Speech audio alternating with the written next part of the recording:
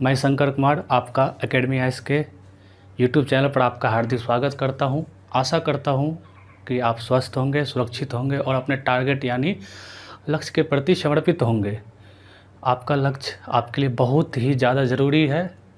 उसको प्राप्ति के लिए आप दिन ब दिन काफ़ी सेक्रीफाइसेस कर रहे होंगे और साथ में बहुत सारे प्रयास कर रहे हैं। तो उन्हीं प्रयासों में मेरी यह कोशिश रहेगी कि एकेडमिया आपके प्रयासों को और सफल बनाए और आपके तैयारी को धार दे। ठीक, अब मैं अपने YouTube चैनल के बारे में बताना चाहूँगा 2 मिनट में कि हमारा मोटो क्या है। सर्वसंभाविते त्वयि के साथ मैंने यह वेंचर शुरू किया है। हमारा टारगेट है कि आप लोगों को एक अच्छा कंटेंट बहुत ही क्रिस्प वे में आपको ना सिर्फ समझाया जाए, प्रेजेंट किया जाए, बल्कि इसके साथ ही आपको उसको मेमोराइज़ भी कर दिया जाए, ताकि निकट भविष्य में आप जब भी उसका उपयोग करें तो वो आपके लिए ज़्यादा उपयोगी सिद्ध हो। और यहाँ सबसे पहले सर्वसंभाविते त्वयि मोटो जो हमारा है वह हमने महाभारत के भाग 34 से लिया है। इसका मतलब होता है कि आप सब कुछ कर सकते हैं, यू कैन डू एवरीथिंग।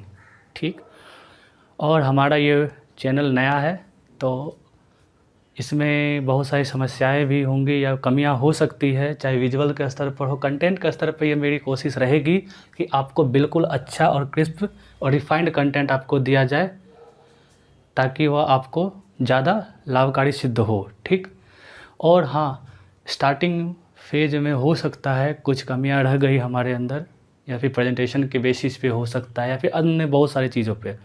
तो हमारी कोशिश है और हमारी अपेक्षाएं हैं कि कृपया आप हमें सुझाव दें।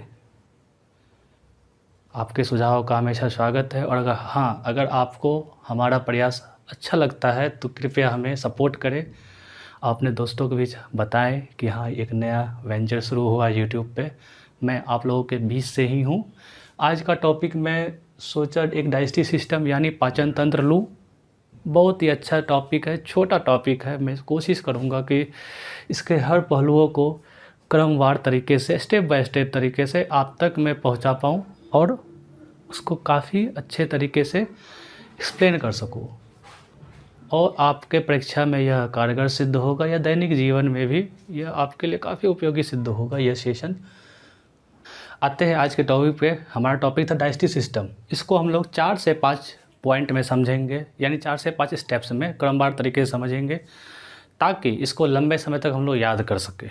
ठीक, इसको याद करने के क्रम में हम लोग इसका दैनिक जीवन में जो भी इसका यूज होता है उसको भी समझेंगे। पहला स्टेप हम लोग क्या है देख लेते हैं, स्टेप बाय स्टेप आसानी तरीके से समझेंगे। ये हमारा हो गया माउथ पोर्शन। ठीक है, इसको क्या बोलेंगे? माउथ। ठीक, माउथ में जैसे हम लोग खाना इंटेक करते हैं तो क्या होता है, इंटेक जैसे ही करें तो क्या होता है कि हम लोग खाना को क्रश करते हैं, चबाते हैं दांतों से। दांत के बारे में जानते होंगे ना, 32 होते हैं, 20 बचपन में आते हैं जो दोबारा हो जाते हैं, बाकी 12 ऐसे हैं जो एक ही बार आते हैं। ठीक, ये हो गया माउथ। अब इस माउथ में क्या होगा,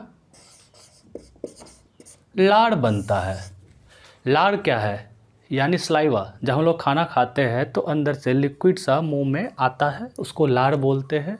उसका क्या काम है वो देखेंगे, उसका क्या फंक्शन है, क्या डाइजेस्टिव सिस्टम में इसका कुछ योगदान है, अगर है तो किस स्तर का है, इसका क्या क्या योगदान है, तो उसको हम लोग समझते हैं, यानी मेमोराइज भी कर लेंगे। लार का कंपोनेंट अगर देखें तो 99.5% जो होता है वाटर होता है। ठीक, वाटर कंपोनेंट ज़्यादा होता है। ऐसे आप लोगों को पता होगा कि कई बार एक दिवसीय परीक्षा में ये पूछ देता है कि लार में कितने % वाटर है, तो 99.5% वाटर है। जैसे कई बार बीपीएससी 64वीं बीपीएससी में भी पूछ रखा था कि हमारे बॉडी में कितने % पानी है, तो 70% के अप्रॉक्स पानी होता है। तो ये ध्यान रखेंगे। लार क्या था, 99.5%। और इसका पीएच वैल्यू होगा कुछ, पीएच वैल्यू हो जाता है 6.8, यानी ये क्या होगा, हल्का सा अम्लीय, थोड़ा सा एसिडिक। एसिडिक क्यों हम बोल रहे हैं, क्योंकि 0 से 7 pH स्केल 1 से 14 तक होता है, जिसमें 0 से 7 तक जो है वो होता है एसिडिक यानी अम्लीय, 7 न्यूट्रल होता है और 7 से 14 तक यानी 7 to 14 ये जो है हमारा होता है क्षारीय यानी कि बेसिक इन नेचर। ठीक, ये होता है थोड़ा सा अम्लीय होता है। हर चीज़ समझेंगे कि आखिर अम्लीय क्यों होता है, क्षारीय ही क्यों होता है। इसके साथ इसमें क्या होता है, एक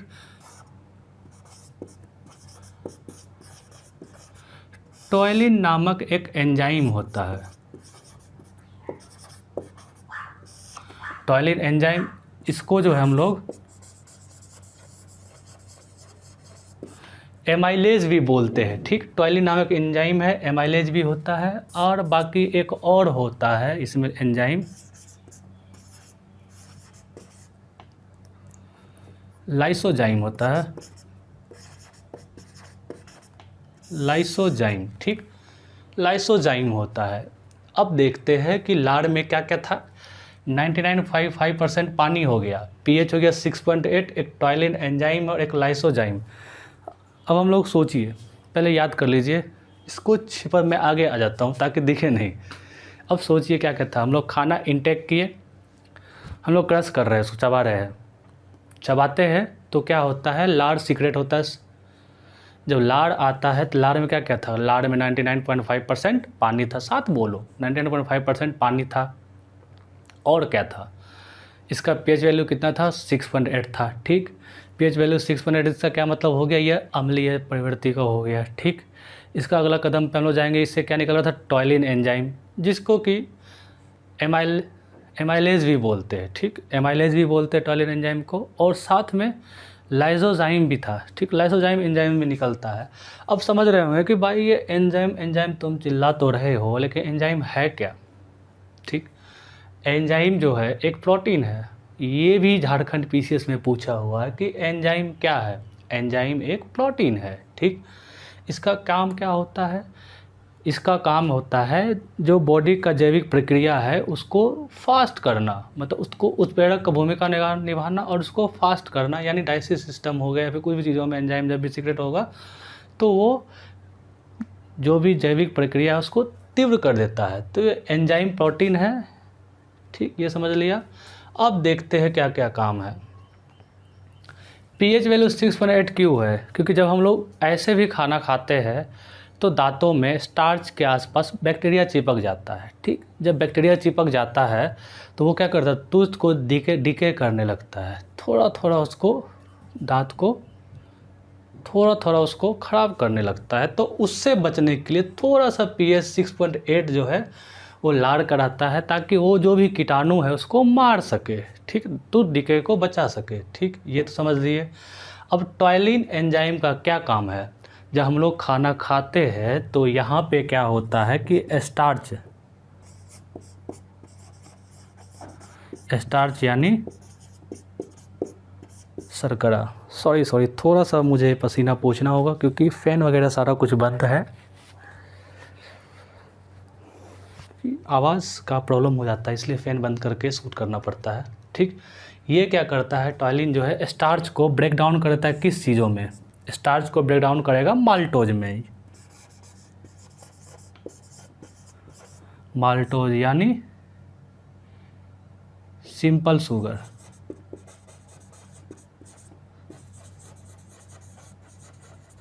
ये स्टार्च, शर्करा नहीं बोलते इसको, जो है ना हम लोग हिंदी में मॉड बोलते हैं। ठीक है, स्टार्च को हिंदी में जो है मॉन्ड बोलते, शर्करा तो इसको बोलते, थोड़ा सा हिंदी का ना प्रॉब्लम हो जाता है। ठीक, ये हो गया स्टार्च, मॉन्ड, और ये माल्टोज हो गया। ठीक, ये क्या किया कि एमाइलेज यानी टॉयलिन एंजाइम जो है, जो भी हम लोग खाते हैं उसमें जो भी स्टार्च रहता है, ठीक, उसको जो है वो ब्रेक डाउन करके माल्टोज में बदल देता है। अब आप सोच रहे होंगे भाई स्टार्च तो पहले से ही कार्बोहाइड्रेट है और ये माल्टोज भी तो खुद भी कार्बोहाइड्रेट, आखिर इस कार्बोहाइड्रेट में क्यों टूट रहा है, एक डाउट आ सकता है। तो मैं बताना चाहूँगा कि जब हम लोग एक चैप्टर हम लोग डिस्कस करेंगे पोषण, न्यूट्रिएंट्स, उसमें जब हम लोग कार्बोहाइड्रेट के बारे में पढ़ेंगे तो कार्बोहाइड्रेट के बारे में थोड़ा बता देता हूँ, वो बाद में हम लोग देख लेंगे कि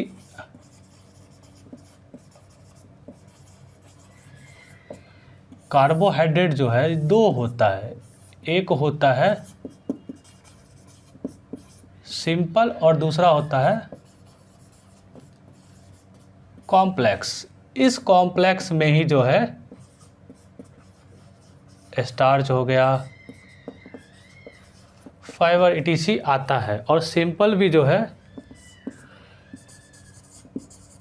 मोनो और डाइसैकेराइड में रहता है। ठीक है, ये कार्बोहाइड्रेट का रहता है। इस और से हम लोग कॉम्प्लेक्स से सिंपल में आ गए, और जब ये सिंपल में आ गए तो आगे जो भी ऑर्गेन है उसमें जब जाएगा, जब डाइजेशन होगा तो वो सिंपल भी और सिंपलेस्ट फॉर्म में आएगा, ताकि हमें जो एनर्जी मिलता है ग्लूकोज के फॉर्म में बन जाएगा। ठीक, ये एक्स्ट्रा था, रखेंगे, देख लेंगे, बाद में इसको साफ़ कर लेंगे।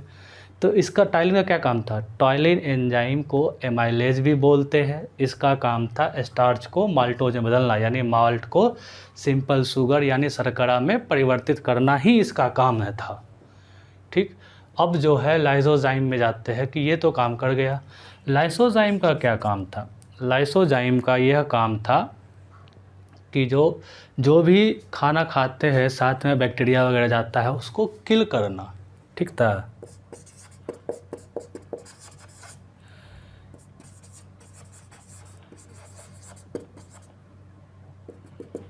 किलिंग बैक्टीरिया वगैरह जो भी चीज़ें होता है, ये इसका फंक्शन था। अब एक बार जो है इसको समझने का कोशिश करेंगे, हम लोग मेमोराइज करने की कोशिश करेंगे। मैं थोड़ा आगे आया ताकि आपको दिखे नहीं, हमारे साथ बोलिए। हम लोग जब खाना इंटेक किए तो क्या था? हम लोग खाना खाए, चबाना शुरू किए, जैसे ही चबाना शुरू किए खाना टूटने लगा। जब खाना टूटने लगा तो क्या हुआ कि जो एक लार ग्रंथि था मुख के अंदर, उससे लार बनना। ठीक, उससे लार बना। उस लार में क्या क्या कंपोनेंट था जो हमने पढ़ा, और आप साथ बताओ। पानी कितना था भाई? सोचो, 99.5 सही बताया। ठीक, pH 6.8 यानी एसिडिक है। क्यों है? तो डीके वगैरह को बचाने के लिए। ठीक, और साथ में दूसरा क्या था? दो एंजाइम निकले थे। सबसे पहले एंजाइम क्या बोला? एंजाइम एक प्रोटीन है, इसका काम है जो भी बायोलॉजिकल प्रोसेस होता है बॉडी में उसको और सपोर्ट करना, उसको और उत्प्रेरक का काम करना, उसको तेज करना। ठीक, ये तो हमारा एंजाइम का काम था। एंजाइम कितने प्रकार के मुंह में निकल रहे थे? एक टाइलिन निकल रहे थे जिसको एमाइलेज भी बोलते हैं, एक लाइसोजाइम निकल रहे थे। ठीक, टाइलिन यानी एमाइलेज का क्या काम था? टाइलिन तोड़ता है, किसको तोड़ता था? स्टार्च को। टाइलिन तोड़ रहा था स्टार्च को, किस में? माल्टोज में। यानी कि टाइलिन जो है, अगर हिंदी में बोला जाए, टाइलिन जो है तोड़ रहा था किस चीज़ को? माल्ट को, किस में? शर्करा में। ठीक, ये हमारा काम हो गया। और लाइसोजाइम क्या कर रहा था? जो भी बैक्टीरिया वगैरह इंटेक हो जाता है, टॉक्सिक मैटर चीज़ें, उसको वो डिस्ट्रॉय करता है मुख में ही। ठीक, ये हमारा था, ये वो। और ये हमारा था स्टेप 01। ठीक, स्टेप 01 था। और स्टेप 02 पे जाते हैं।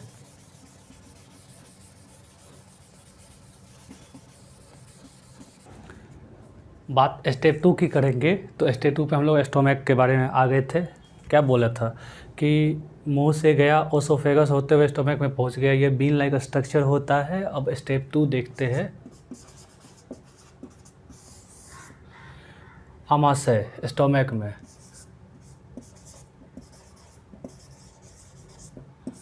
स्टोमक। ठीक, स्टोमक में क्या क्या हो रहा था? अब यहाँ पे देखते हैं सबसे पहले कि यहाँ पे फूड के साथ क्या क्या हो रहा है। ठीक, पहला क्या निकल रहा था? HCl एसिड निकलता है पहला। ठीक, पहला क्या निकल रहा था? HCl acid. ध्यान रहे, पहला मैंने क्या बोला? HCl एसिड बोला। और दूसरा मैं लिख रहा हूँ पेप्सिन निकलता है। ठीक है, दूसरा पेप्सिन। और तीसरा देखेंगे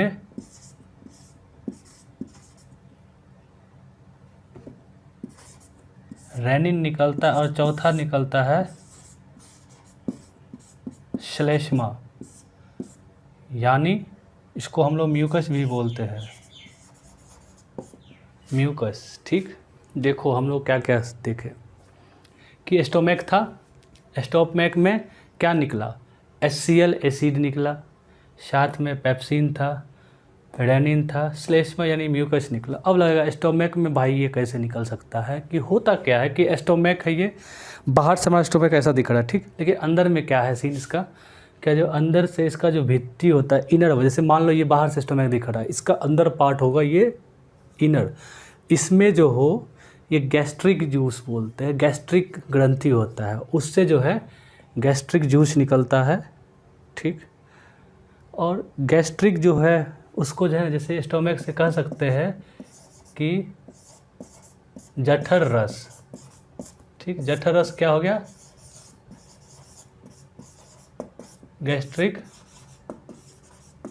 गैस्ट्रिक जूस। ठीक है, स्टोमैक में जठर रस निकल रहा था, ठीक, और उसी को इंग्लिश में गैस्ट्रिक जूस बोलते हैं।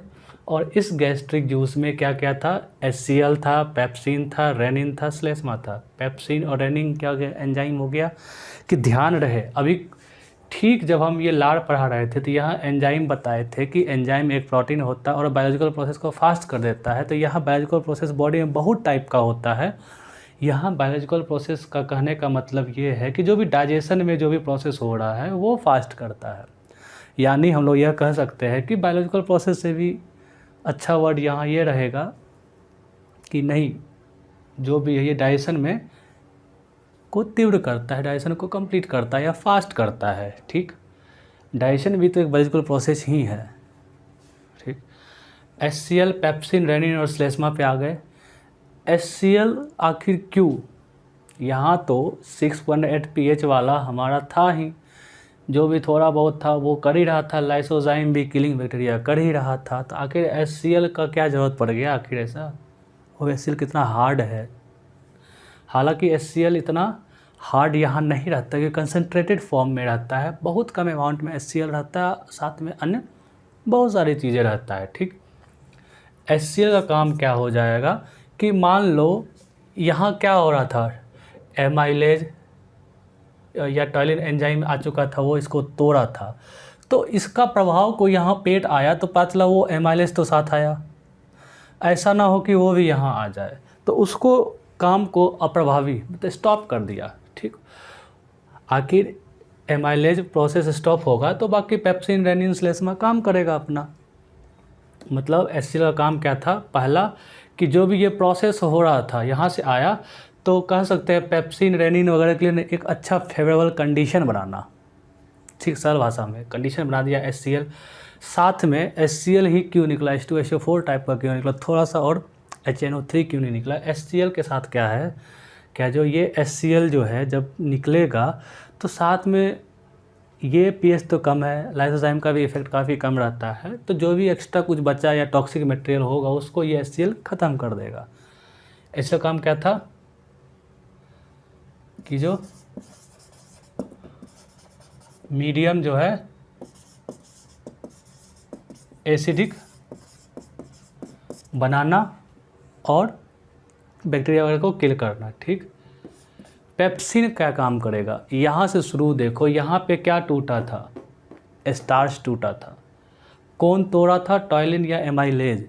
एक बार क्वेश्चन में भी आ चुका था कि टॉयलिन और एमाइलेज, या ऑप्शन में इवन 67th इस बार का BPSC जो है 67 शायद उसमें था या किस में था मुझे याद नहीं है, लेकिन उसमें भी एक क्वेश्चन था, क्या जो हमारे मुख में कौन सा एंजाइम सीक्रेट होता है, तो एमाइलेज, टॉयलिन कह सकते हैं या लाइसोजाइम कह सकते हैं। ठीक, पेप्सिन क्या करेगा, ये प्रोटीन को ब्रेक डाउन करेगा, ये क्या करेगा, प्रोटीन को तोड़ेगा।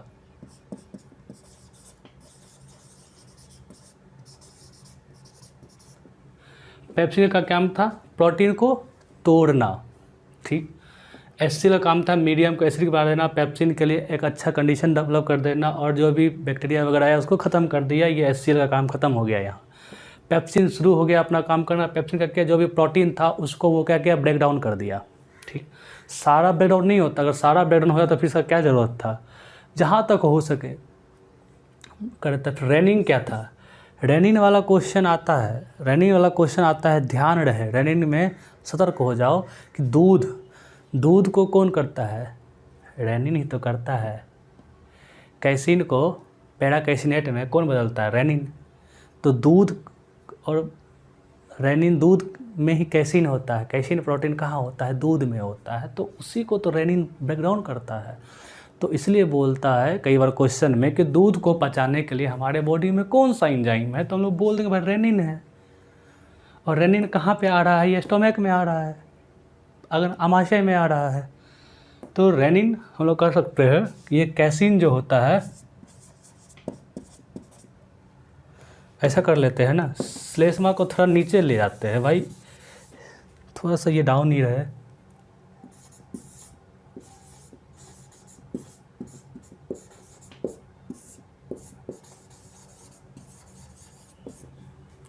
रेनिन क्या करता है, कैसीन को तोड़ के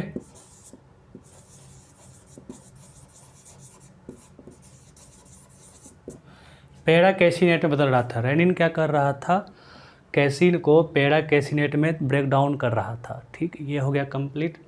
अब ये देखो कि श्लेष्मा या म्यूकस क्या करेगा। देखो जब गैस्ट्रिक जठररस निकलता है तो इसके वाल के साथ ना श्लेष्मा भी निकलता है, म्यूकस, क्योंकि ये HCl जो है एसिडिक होता है, तो पेट में जलन यानी उसके वाल को, इनर वाल को इफेक्ट ना करे, उससे बचाने के लिए म्यूकस यानी श्लेष्मा निकलता है, जो कि एसिडिक जो भी होता है, एसिडिक जो भी रिएक्शन होगा इस पर, उससे इसको प्रोटेक्ट कर सके इनर वाल को। हम लोग देखते हैं कई बार क्या होता है, हमारे पेट में एसिडिक हो जाता है, बोलते हैं एसिडिटी हो गया, एसिडिटी हो गया, एसिडिटी हो गया, जलन सा फील होता है। तो वो क्या होता है, या तो HCl ज़्यादा रिलीज हो जाएगा, मान लो 5 ml HCl रिलीज होना था नॉर्मल, 6 ml रिलीज कर दिए। श्लेष्मा हमारा उतना ही था जितना हो रहा था, तो थोड़ा सा एसिडिक बढ़ गया। या फिर ये भी हो सकता है जितना HCl निकलना होता है उतना तो निकलेगा ही, श्लेष्मा हमारा कम रिलीज हुआ, उस स्थिति में भी क्या हो जाएगा कि हमको जलन सा फीलिंग होगा, एसिडिटी सा फीलिंग होगा। तो वो क्या होता है, यही HCl का कमाल है, यही HCl महाराज बैठे हुए एसिडिटी के लिए जिम्मेदार है। कोई बोलता है ना कि यार खाना पीना खाते हो, ये खा लिए, उसने ये खिला दिया तो राम ने ये खिला दिया तो राम जिम्मेदार नहीं, HCl जिम्मेदार। मजाक था, राम भी जिम्मेदार है कि कुछ ढंग का खाना खिलाना चाहिए। ठीक, ये हो गया HCl हमने बता दिया, पेप्सिन बता दिया, रेनिन बता दिया, श्लेष्मा बता दिया। अब देखते हैं कि स्टेप 2 भी हमारा क्लियर हो गया।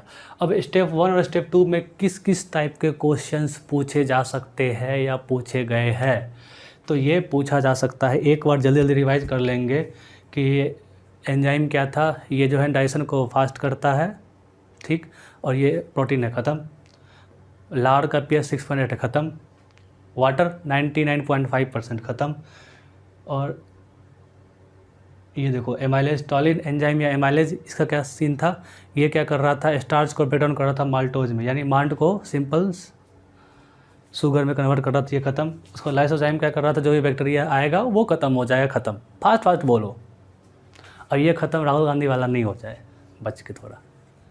स्टेप 2 स्टोमक हो गया। इसमें क्या है कि जठर रस, ठीक, जठर रस। अब ये जठर रस गैस्ट्रिक जूस हो गया, स्टोमक में गया, जठर रस यानी गैस्ट्रिक जूस निकल रहा है, और इसमें क्या क्या निकल रहा है, एक HCl निकल रहा है, पेप्सिन, रेनिन और श्लेष्मा म्यूकस। फास्ट बोलो, साथ बोलो ना। अगर आप मेट्रो में हो या फिर कहीं घर में देख रहे हो, ऐसे जगह पर देख रहे हो जहाँ पे आप बोल नहीं सकते हो, पब्लिक प्लेस है, तो आप मन में बोल सकते हो ना। और अगर अकेले हो तो क्या दिक्कत है यार, बोलो।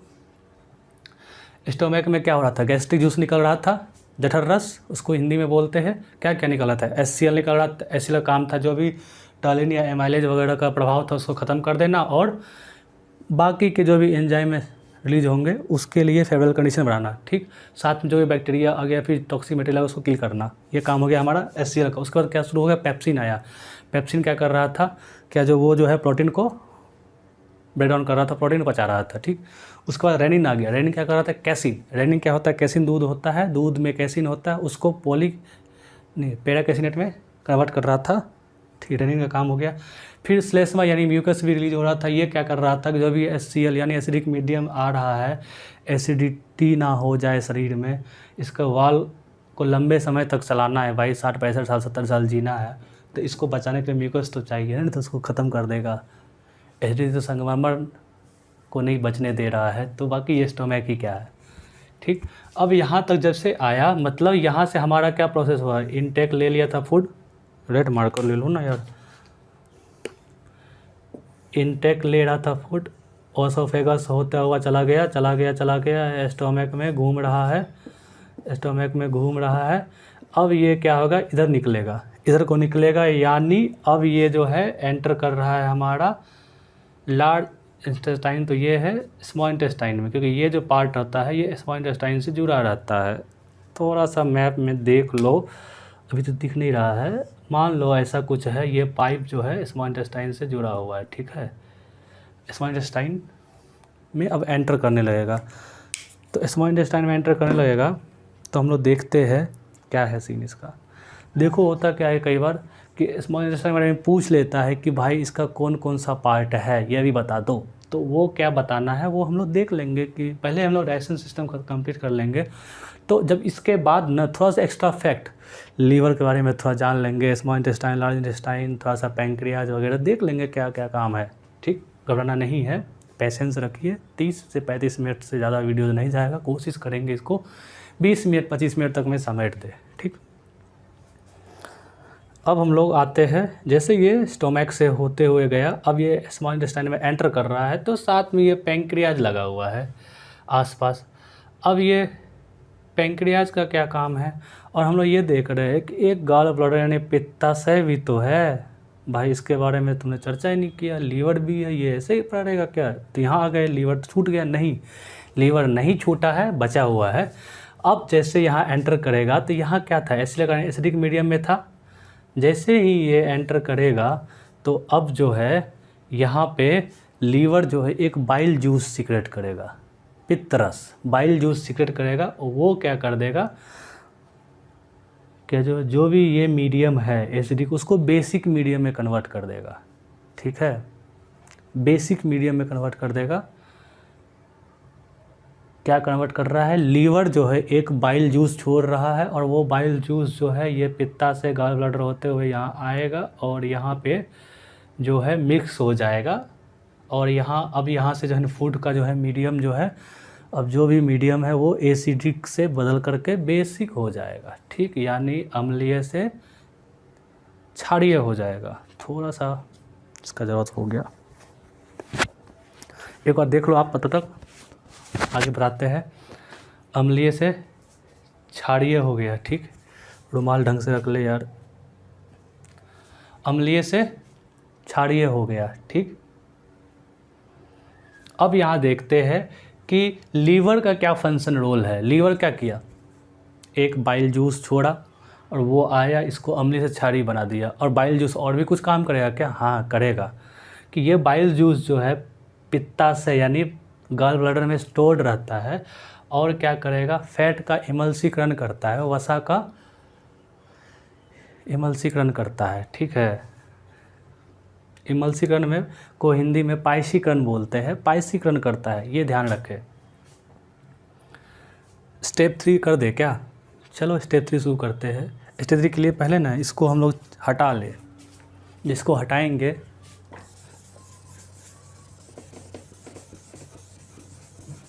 तभी लीवर के आसपास पहुंच पाएंगे।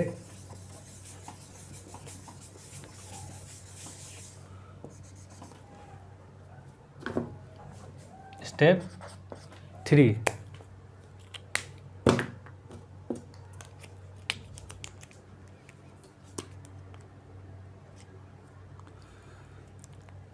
यहाँ पे क्या काम था, स्टेप 3 में क्या हुआ, लीवर हो गया एक्टिव।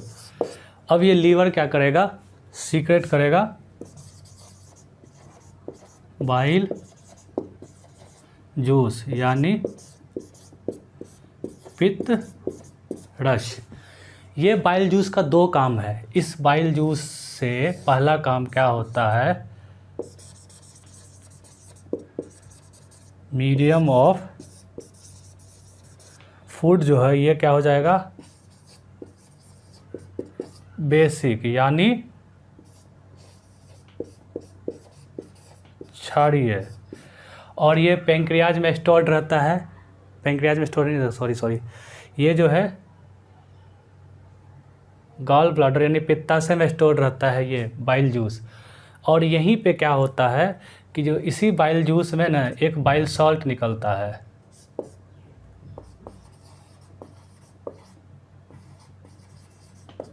ये जो है बाइल सॉल्ट निकल रहा है, ये क्या करता है, फैट का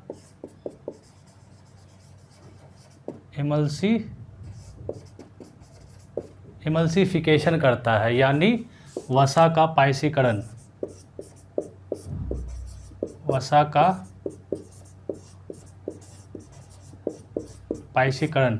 और ये कौन करता है, वसा का पाइसीकरण करता है ये गॉल ब्लैडर, पित्ताशय, पित्ताशय में होता है वसा का पाइसीकरण। ध्यान रखेंगे बाइल जूस निकलता है पित्तरस, और वो मीडियम ऑफ फूड जो है बेसिक कर देता है, यहाँ एसिडिक था। अब जो है साथ इसी बाइल जूस का जो है बाइल साल्ट भी रहता है जो फैट का इमल्सिफिकेशन कराता है, वसा का पाइसीकरण। अब समझेंगे वसा का पाइसीकरण क्या हो गया, अब ये कौन सा नया आ गया चीज़। पाइसीकरण का मतलब अब देखें, अब एक नॉर्मल लाइफ में क्या हो, डिस्प्रिन तो कभी ना कभी खाया ही होगा, नहीं खाया देखा होगा। होता क्या है, जब आप ग्लास लो, छोटा सा ट्रांसपेरेंट ग्लास लेना कांच का, पानी डालना और डिस्प्रिन को छोड़ना, जो जैसे नीचे जाएगा उसका पार्टिकल धीरे धीरे ऊपर आता है, तो वो क्या होता है धीरे धीरे अपने लेयर वाइज वो जो है अपना टूटता है, अपने एक कॉम्पैक्ट फॉर्म से टूटता है। तो वही तो होता है, जो भी फैट यानी वसा आएगा, यहाँ तक तो वसा का कुछ था नहीं सीन, जो भी वसा आएगा वो धीरे धीरे ना, जैसे बड़ा सा है वसा तो थोड़ा सा टूटेगा। इमल्सिफिकेशन मतलब पाइसीकरण का मतलब है तो थोड़ा सा कण में टूटना, वही होता है इमल्सिफिकेशन का प्रोसेस। अब ये यहाँ पे पहुँच चुका है और ये सब चीज़ें हो चुका है। अब पेंक्रियाज बोलेगा कि भाई तू लोग तो सब कुछ कर रहा है, हमारे लिए कुछ छोड़ा है कि नहीं, तो बोला जाएगा कि नहीं भाई तुम्हारा भी बहुत रोल है। अब देखते हैं पेंक्रियाज क्या करता है, पेंक्रियाज क्या करता है उसको भी देख लेते हैं एक बार। थोड़ा सा जगह ले ले, यहाँ बना दे क्या पेंक्रियाज के लिए, यहाँ क्लियर आएगा। चलो ठीक है, पेंक्रियाज यहाँ बना देते हैं कि जो पेंक्रियाज है ये जो है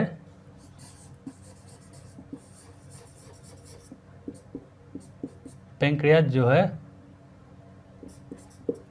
पेंक्रियाटिक जूस निकालता है, पेंक्रियाज जो है पेंक्रियाटिक जूस निकालता है। पेंक्रियाज जो ये पेंक्रियाटिक जूस निकालेगा और इसमें क्या क्या रहता है, कौन कौन सा एंजाइम रहता है वो हम लोग देखते हैं। इसमें आपको हो जाएगा पहला नंबर हम लोग लिखेंगे, तो ध्यान रखें, सोचिए, आप लोग कभी पढ़े होंगे ना, तो थोड़ा सा सोचिए। पहले नंबर पे याद आया ट्रिप्सिन, ट्रिप्सिन कभी देखा होगा, पढ़ा होगा कुछ तो हुआ होगा ट्रिप्सिन। दूसरे नंबर पर क्या था, लाइपेज, लाइपेज। तीसरे नंबर पे क्या था,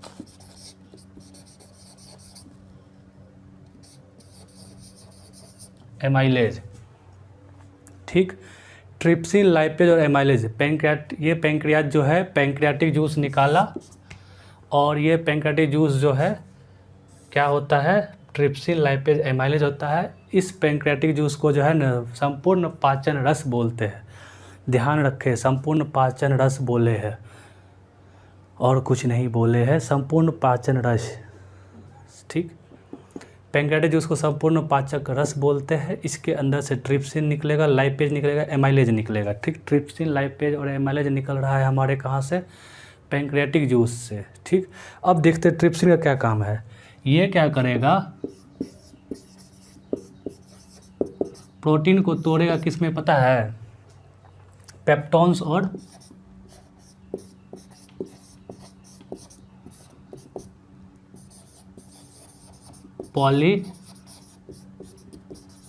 पॉलीपेप्टाइड, आगे कुछ होगा समझो।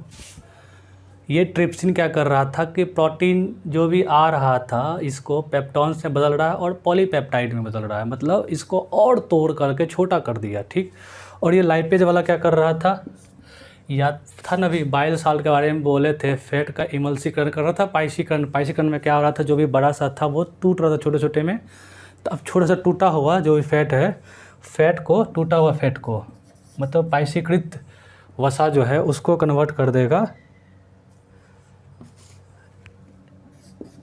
इमल्सिफाइड वसा को कर देगा कन्वर्ट ग्लिसरॉल और फैटी एसिड में। ये क्या कर देगा, लाइपेज जो है फैट को ग्लिसरॉल और फैटी एसिड में कर देगा। तो यहाँ लिख दे क्या,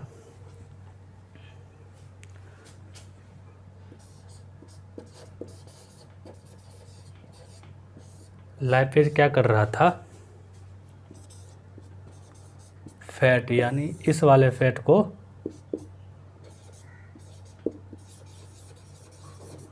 ग्लिसरॉल प्लस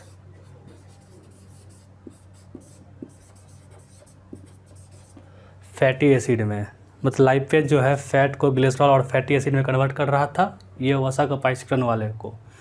और ये लाइपेज कहाँ से निकला है, ये लिया है पैंक्रियास से, ठीक। और एमाइलेज यहाँ भी पढ़े थे, एमाइलेज कहाँ पढ़े थे इसमें, जब एमाइलेज पढ़े तो वो क्या कर रहा था, स्टार्च को ही तोड़ रहा था। एमाइलेज जो है स्टार्च को तोड़ेगा, ठीक। ये हो गया पैंक्रियाज। अब हमारा स्टेप 3 तक पहुंच गए हम लोग, पैंक्रियाज करेगा। अब जो ये प्रोसेस हो चुका है, अब ये ना एंटर करके प्रॉपर जो है ये फूड हमारा पहुंच गया स्मॉल इंटेस्टाइन में, ठीक। यहाँ तक आप पहले देख ले, नोट कर ले, उसके बाद हम लोग फिर आगे इसको करेंगे। एक बार आप नोट कर ले, मैं यहाँ साइड में खड़ा हो जाता हूँ, आप एक बार नोट कर ले क्योंकि मैं इसे क्लीन करूँगा।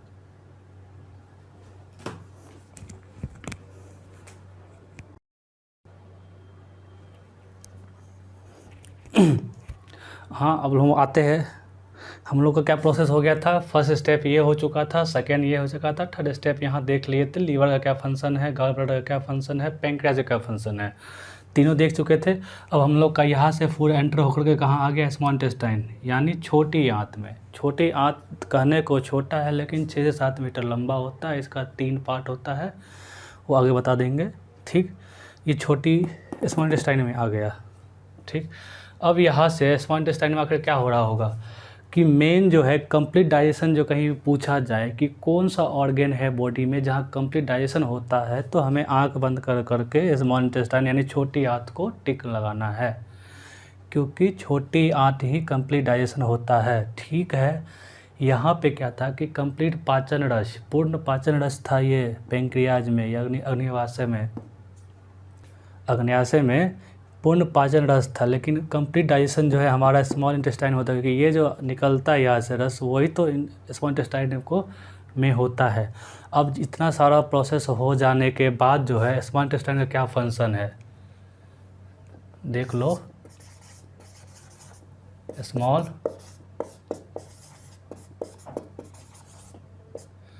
इंटेस्टाइन का क्या फंक्शन है हम लोग को ये भी देखना होगा, कि कुछ स्मॉल इंटेस्टाइन से भी तो निकल रहा होगा, तो वो देख लेते हैं।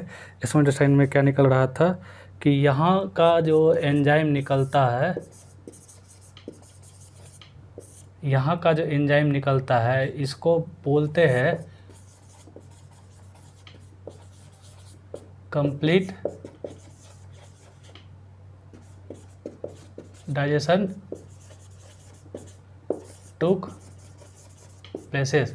यहाँ पे कंप्लीट डाइजेशन होता है स्मॉल इंटेस्टाइन में, ठीक। और यहाँ भी कुछ एंजाइम्स निकलता है, ये क्या करता है कि जो कन्वर्ट जो करता है किस किस चीज़ों को, कि प्रोटीन को जो है ना, प्रोटीन को करता है एमिनो एसिड में, और देखेंगे कि जो स्टार्च को क्या करता है ग्लूकोज में, ठीक। और देखो फैट को क्या करता है, फैट को कर देगा फैटी एसिड प्लस ग्लिसरॉल।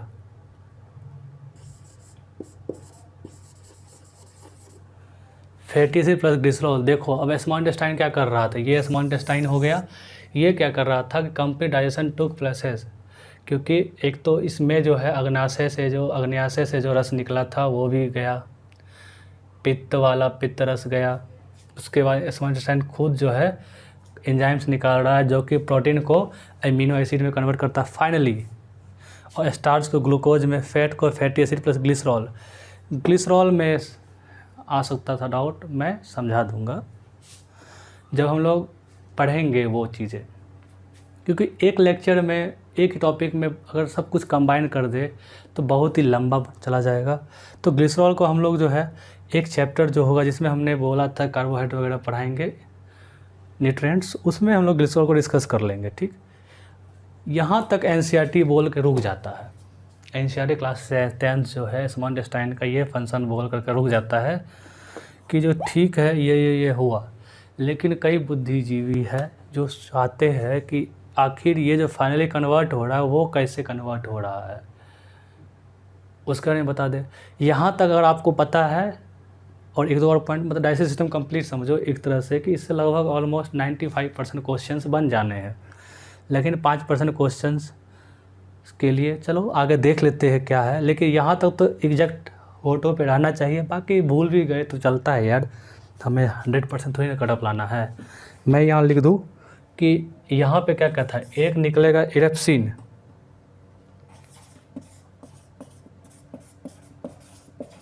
एक इरेप्सिन निकलेगा, दूसरा जो है देखो माल्टेज निकलेगा, लैक्टेज निकलेगा, तीसरा जो है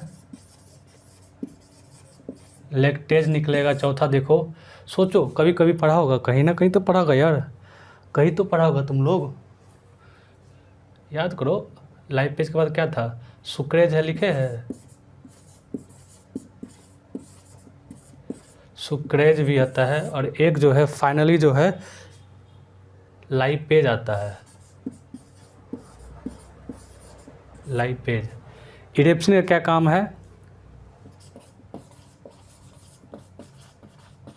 पेप्टॉन्स, याद है पेप्टॉन्स जो बदल रहा था कुछ, पेप्सिन पेप्टॉन्स बदल रहा था, इसको जो है कन्वर्ट कर देगा एमिनो एसिड में।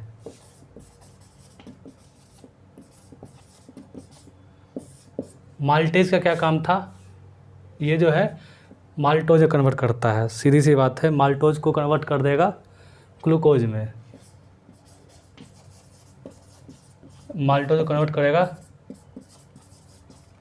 ग्लूकोज में। ठीक, लैक्टेज का क्या काम है, ये भी देख ले लैक्टेज का काम। तो लैक्टेज क्या करेगा, लैक्टेज से लग रहा है दूध सा है, लैक्टिक कुछ तो ध्यान में आ रहा होगा। लैक्टेज प्लस ग्लूकोज में हो जाता है, जो फैट होता है,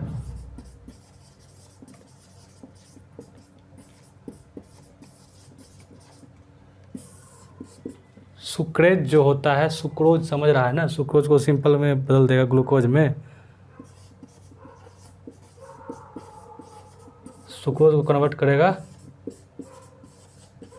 ग्लूकोज में। ये लाइपेज बच गया अपना। ये लाइपेज क्या कर रहा था, फैट को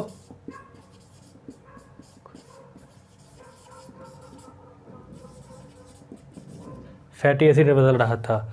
और इसके अंदर जो है एक पार्ट होता है,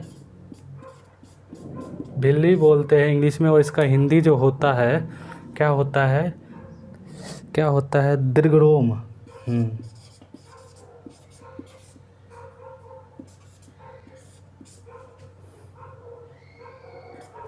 दीर्घरोम होता। अब देखो क्या हो रहा था, स्मॉल इंटेस्टाइन में गया था प्रोसेस। स्मॉल इंटेस्टाइन क्या है, कंप्लीट डाइजेशन टेक प्लेस होता है, एंजाइम निकलता है, एंजाइम कन्वर्ट करता है प्रोटीन को एमिनो एसिड में फाइनली कन्वर्ट कर देगा, स्टार्च को ग्लूकोज में फाइनली कन्वर्ट कर देगा, और फैट को फैटी एसिड प्लस ग्लिसरॉल।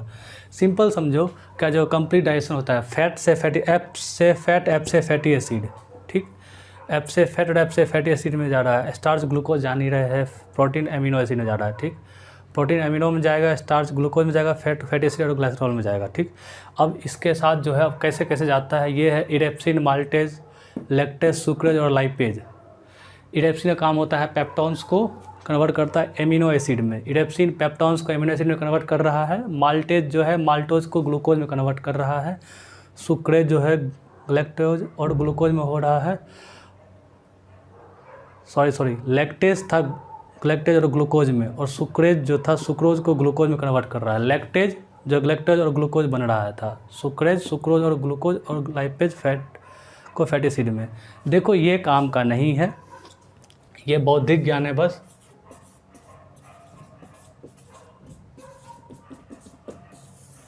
आया तो ठीक, नहीं आया तो ठीक, आ गया तो बहुत अच्छा, नहीं आया तो कम से कम यहाँ तक हमें आना चाहिए। ठीक, ये सब प्रोसेस के बाद इसको खुद सजेस्ट हम नहीं करते हैं, बाकी 2-4 बार देखेंगे तो याद हो जाएगा। एक बार मेरे साथ दोहरा सकते हैं। इरेप्सिन क्या कर रहा है, पेप्टोन्स को एमिनो एसिड में बदल रहा है, और माल्टेज जो है माल्टोज को ग्लूकोज में बदल रहा है, और लैक्टेज जो है ग्लैक्टोज को ग्लूकोज में बदल रहा है, और लाइपेज जो है आपको फैट को फैटी एसिड में बदल रहा है, सुक्रेज तो सुक्रोज को बदलेगा। देखो 2 तो आसान है, माल्टेज इतना बार पढ़ चुके हैं, माल्टोज ग्लूकोज में बदल रहा होगा, सुक्रेज सुक्रोज हो गया, और लैक्टेज दूध से है तो ग्लैक्टोज और ग्लूकोज बन रहा था, ये 3 तो आसान है। इरेप्सिन और लाइपेज देख सकते हैं, lipase fatty acid, erepsin peptones को एमिनो एसिड में बदल रहा था। ठीक, अब जो है ये जब सारा बन जाता है तो इसमें जो ये है स्मॉल इंटेस्टाइन, उसके इनर वॉल में ना विल्ली लाइक स्ट्रक्चर होता है, यानी दीर्घरोम होता है, ऐसे उंगली जैसा निकला रहता है। क्यों? ताकि इसका सरफेस एरिया ऑफ ऑब्जर्वेशन जो है ना, एब्जॉर्प्शन जो है बढ़ जाए, सरफेस एरिया पे एब्जॉर्प्शन बढ़ जाए। क्योंकि मान लो एक ऐसा रहेगा सरफेस और इसको कुछ एब्जॉर्ब करना है, ठीक, इसके बदले अगर ऐसा रहेगा पूरा मान लो इसके साथ ऐसा निकला हुआ रहेगा, तो क्या होगा, इस उंगली के चारों ओर एब्जॉर्ब करेगा। नॉर्मल इसको ऐसे रखो तो इस एरिया को एब्जॉर्ब करेगा, ऐसे रखो तो चारों ओर से एब्जॉर्ब करेगा। मतलब कि ये विल्ली लाइक स्ट्रक्चर यानी दीर्घरोम जैसा स्ट्रक्चर जो होता है वो कहाँ पाया जाता है, स्मॉल इंटेस्टाइन में। इसका काम क्या होता है कि एब्जॉर्प्शन एरिया जो है उसको बढ़ा देना। ये किस चीज़ को एब्जॉर्ब करता है, ये एब्जॉर्ब करता है तुम्हें पचा हुआ भोजन को, जो भी हमारा फाइनल प्रोडक्ट बन रहा है, amino acid, glucose, fatty acid और ग्लिसरॉल, इन सभी चीज़ों को ये एब्जॉर्ब करेगा। और ये एब्जॉर्ब करेगा तो इसके साथ ना पूरा ब्लड का वो एक वो क्या बोल सकते हो, एक ग्रिड जैसा बिछा रहता है। जब ये जाता है तो वो उसके थ्रू जो है मतलब एक नश होता है ना, वेंसीरा, पूरा सीरा वगैरह बिछा रहता है, तो वो उसके थ्रू जो है वो फूड को एब्जॉर्ब कर लेता है और उसको बाकी शरीर के बाकी पार्ट्स के पास भेज देता है, ताकि वो जो एब्जॉर्ब्ड फूड का यूज जो है हम लोग के बॉडी में सेल रिपेयर में हो सकता है, सेल फंक्शनिंग में हो सकता है, ये सब चीज़ों में ये हो सकता है, ये स्मॉल इंटेस्टाइन। अब जब ये स्मॉल इंटेस्टाइन में ये ऐसा हो गया घटना, सब कुछ हो गया, तो कुछ वेस्ट तो बचेगा, 100% तो होगा नहीं, ये वेस्ट चला जाएगा फिर लार्ज इंटेस्टाइन में।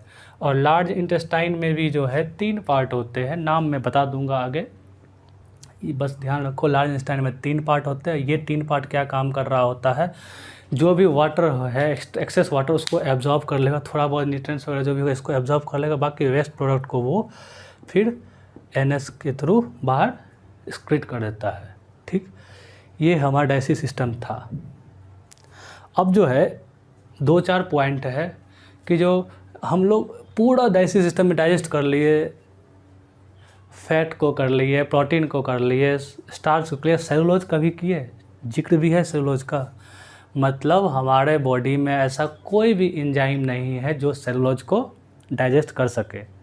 सीधी सी बात है, कोई भी एंजाइम नहीं सेलुलोज को डाइजेस्ट कर सके। झारखंड पीसीएस में ये पूछा हुआ था कि क्या हमारे बॉडी में कोई एंजाइम है ऐसा जो सेलुलोज को डाइजेस्ट कर सके, तो हमारा आंसर है कि भाई नहीं, ऐसा कोई एंजाइम नहीं है। ठीक, दूसरा पॉइंट एक देखते हैं, बड़ा इंटरेस्टिंग है कि जब हम लोग देख रहे थे, पढ़ रहे थे इन सभी चीज़ों को, तो एक आया होगा ना, जैसे ग्लूकोज, सुक्रोज वगैरह बहुत चल रहा है, माल्टोज, लैक्टोज सब चल रहा है, तो सबसे ज़्यादा मीठा कौन सा ग्लूकोज है, ये भी पूछ देता है। तो फ्रक्टोज सबसे ज़्यादा मीठा होता है, सबसे ज़्यादा मीठा फ्रक्टोज होता है। और एक और पॉइंट है कि जो कृत्रिम मधुकर किसको कहते हैं, कृत्रिम मतलब आर्टिफिशियल स्वीटनर किसको कहते हैं, जिसमें हम फ्लेवर वगैरह यूज़ करते हैं, तो कृत्रिम मधुकर जो है एस्पर्टेम होता है।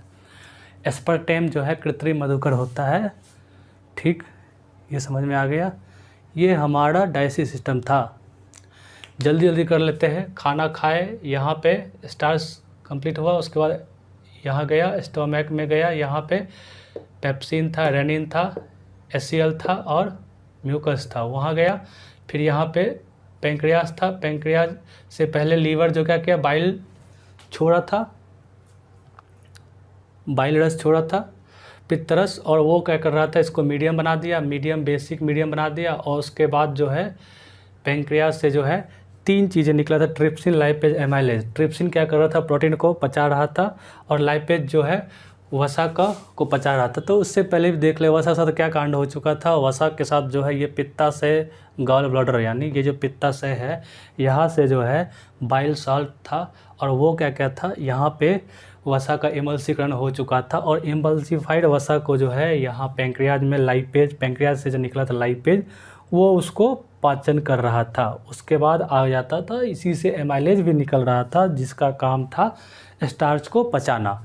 जब ये स्टार्च कंप्लीट पच चुका होता है तो वो चला गया था स्मॉल इंटेस्टाइन में। स्मॉल इंटेस्टाइन जो है इसको कहते हैं कंप्लीट डाइजेशन प्लेस, ऐसा ऑर्गन जहाँ कंप्लीट डाइजेशन होता है। यहाँ पे क्या हो रहा था, प्रोटीन एमिनो एसिड में कन्वर्ट हो रहा था, स्टार्च ग्लूकोज में, फैट जो है फैटी एसिड और ग्लिसरॉल में हो रहा था। जब ये सभी चीज़ें कन्वर्ट हो रहा था तो ये था, इन चीज़ों के कारण कन्वर्ट हो रहा था। ठीक, अब जो है जब ये कन्वर्ट हो चुका था तो जो भी डाइजेस्टेड फूड था, जो एनर्जी था, जो fatty acid, glucose, amino acid वगैरह जो भी चीज़ था, वो जो है विली लाइक स्ट्रक्चर दीर्घोम जो है एब्जॉर्ब कर लेता है, और वो जो है फिर जो है ना वेन के पूरा बड़ी बॉडी में चला जाता है। ठीक, और ये दीर्घोम का क्या काम था, ये जो सरफेस एरिया बढ़ाना एब्जॉर्प्शन का। ठीक, उसके बाद फूड हमारा लार्ज इंटेस्टाइन यानी कि पहुंच गया आपको बड़ी आंत में। बड़ी आंत में क्या हो रहा था, बड़ी आंत में जो है सीधे से चीज़ था कि जो भी एक्स्ट्रा वाटर है उसको वो एब्जॉर्ब कर रहा था। ठीक, जब एक्स्ट्रा वाटर एब्जॉर्ब कर लिया और जो भी वेस्ट प्रोडक्ट बचा उसको वो एक्सक्रीशन के थ्रू बाहर निकाल दिया, ये हमारा था। ठीक, देखो हम लोगों ने बताया था लार्ज इंटेस्टाइन का 3 पार्ट के बारे में बोल रहे थे। तो लार्ज इंटेस्टाइन का 3 पार्ट जो है, एक होता है सीकम, दूसरा होता है कोलम, तीसरा होता है रेक्टम। इसको बोलते हैं मलासेस। सीकम, कोलम, रेक्टम, ये होता है लार्ज इंटेस्टाइन का। और स्मॉल इंटेस्टाइन का 3 पार्ट अगर हम लोग देखें तो ये होता है ग्रहणी, इसको इंग्लिश में बोलते हैं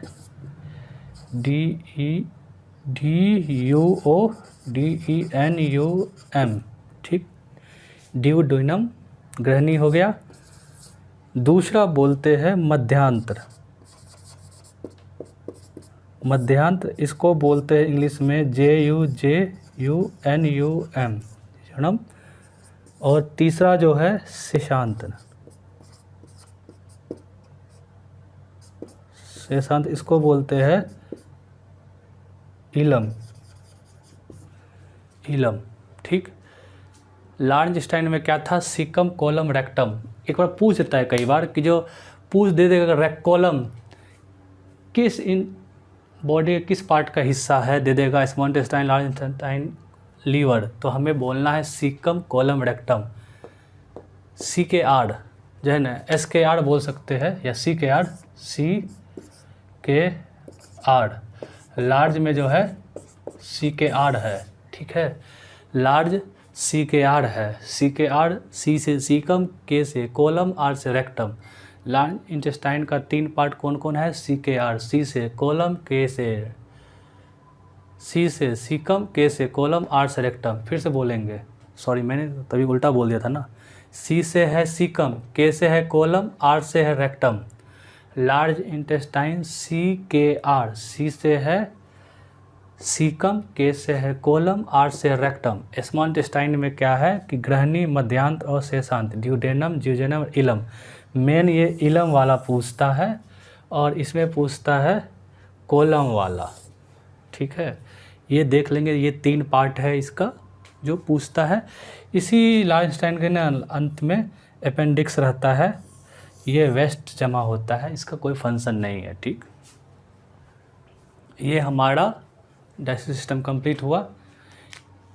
ठीक, अब हम लोग देखेंगे थोड़ा सा एक्स्ट्रा फैक्ट। एक्स्ट्रा फैक्ट में क्या है कि डाइजेस्टिव सिस्टम का ही कुछ पार्ट है जिसको कि हम लोग थोड़ा सा समझने की कोशिश करेंगे।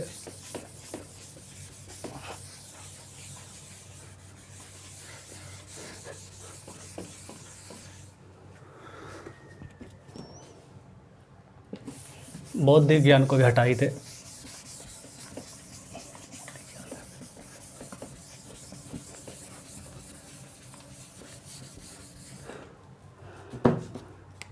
बीपीएससी में पूछा गया एक क्वेश्चन था, जीव, ठीक है,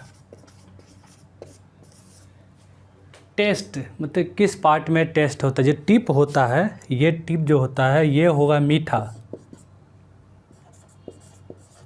मीठा, ठीक। और इस टिप से लगा हुआ साइड वाला पार्ट जो होगा ये होगा सॉल्टी, और ये जो है वो माई टेस्ट है, और ये बैक वाला जो है बीटर टेस्ट होता है, ठीक है। और ये साइड जो होता है सावर टेस्ट, ठीक है। ये जीव है, इसका जो टिप होता है ये होता है मीठा, ठीक। और टिप से लगा हुआ साइड और थोड़ा सा अपर और साइड पोर्शन जो होता है ये सॉल्टी होता है, और कोना जो चवन दांत होता है हमारा उसका लगा हुआ थोड़ा सा साइड और हल्का अपर एरिया वो सावर होता है, और ये बीटा सबसे पीछे वाला पोर्शन, पीछे वाला। तो ये एक देख लेंगे, ये भी पूछा गया है, ठीक। अब जो है एक चीज़ और था कि जैसे ये गॉल ब्लैडर में जो पित्ताशय है यहाँ पे कई बार स्टोन बन जाता है। जब ये स्टोन बन जाएगा तो बॉडी का कौन सा फंक्शन जो है ना रुक जाएगा।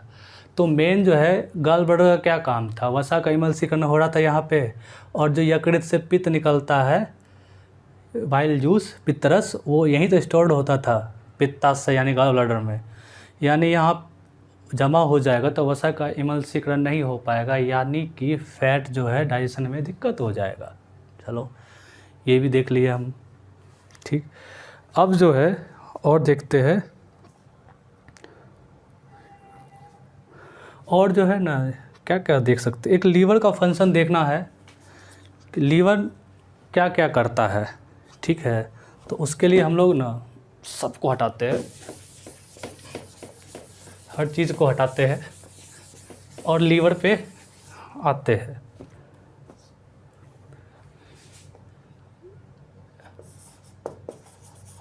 लीवर क्या है, मानव शरीर का सबसे बड़ा ग्रंथि कौन सा होता है, तो लीवर ही है, लीवर ही है जो मानव शरीर का सबसे बड़ा ग्रंथि है।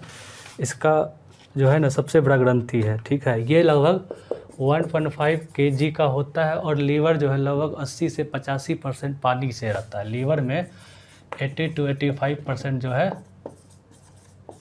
वाटर होता है। लीवर में क्या होता है, जो भी एक्सेस एनर्जी होता है वो जो है ग्लाइकोजन के रूप में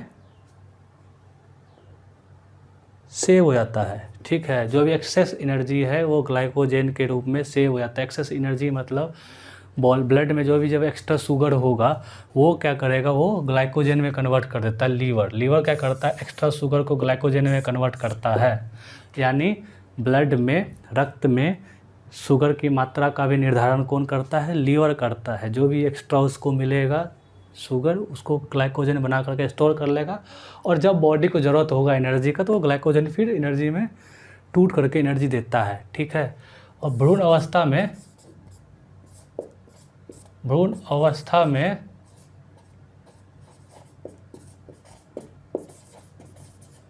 आरबीसी का निर्माण भी यहीं लीवर में होता है। भ्रूण अवस्था में आरबीसी होता है, रेड ब्लड सेल, इसका निर्माण भी यहीं होता है, और जब ये वृद्ध हो जाता है तो मरता भी यहीं है।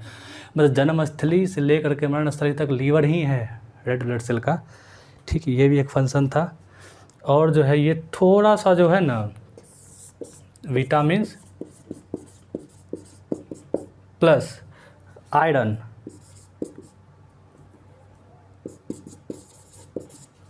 ये थोड़ा सा विटामिन और आयरन को भी स्टोर करके रखता है लीवर अपने पास, ठीक है। लीवर जो है थोड़ा सा विटामिन और प्रोटीन को भी, आयरन को भी स्टोर करके रखता है। 2-3 पॉइंट और लीवर का देख लेते हैं जो परीक्षा भी उपयोगी है। डाइजेस्टिव सिस्टम का पार्ट नहीं है लेकिन फिर भी इसका जानना ज़रूरी है, ठीक है। एक पॉइंट तो हम लोग बता दिए कि आयरन और विटामिन को भी थोड़ा बहुत स्टोर करता है। दूसरा जो है ये जो है ना 2 टाइप का प्रोटीन बनाता है। एक होता है फाइब्रोनिजोन, ठीक है। फाइब्रिनोजेन होता है, और दूसरा प्रोटीन जो होता है ये होता है हिपेरिन। हिपेरिन